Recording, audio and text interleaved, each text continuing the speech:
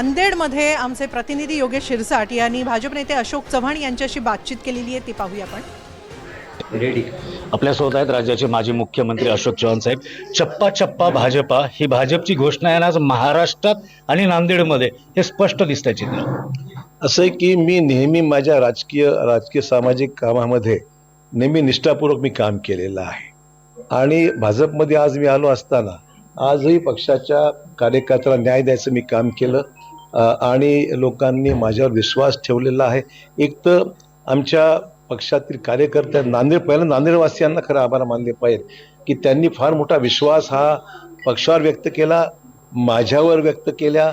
म्हणून आता पण 48 जागा म्हणजे 41ला बहुमत आहे, आम्ही 48 जागा प्राप्त करून आज आम्ही स्पष्ट बहुमत मिळवलेलं आहे. त्यामुळे नांदेडवासियांचे आभार मानतो की प्रथम त्यांच्या या एकंदरीत विश्वासावरच हा सर्व यश संपन्न करता आलेला आहे.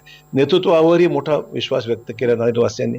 दिल्लीमध्ये मोदी साहेब असतील, राज्यामध्ये आमचे फडणवीस साहेब असतील, त्यांच्या सर्वांच्या नेतृत्वामुळे या यशाला खूप मोठी ताकद मिळालेली आहे आणि आमच्या कार्यकर्त्यांनी खूप काम केलं आणि नांदेडवासियांना येणाऱ्या काळामध्ये काम करण्या इतपत चांगले सक्षम उमेदवार आम्ही दिले आणि त्यामुळे यश आम्हाला मिळालेलं आहे असं माझं मत आहे. सर, अत्यंत शेलक्या भाषेत तुमच्या विरुद्ध टीका झाली. अशोक चव्हाण विरुद्ध इतर सर्व असे झाले आणि 6 वरची भाजपा 48 वर पोहोचली. असं आहे की कोणी काही जरी म्हटलं तर त्याला काही किंमत, नांदेडवासियांची गरज आहे विकासाची. एका कोणावरही शिव्याश्वाप देऊन यश मिळत नसतं किंवा विरोधक सर्व एकत्र करून यश मिळतं, हा जे भ्रम आहे तो संपूर्ण अनेक वेळा स्पष्ट झालेला आहे.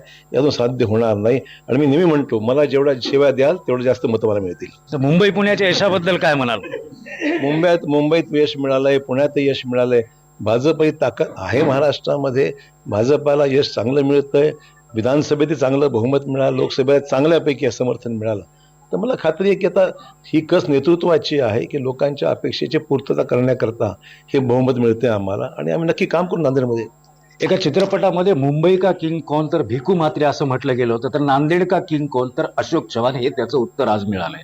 योगेश लाटकर, NDTV मराठी, नांदेड.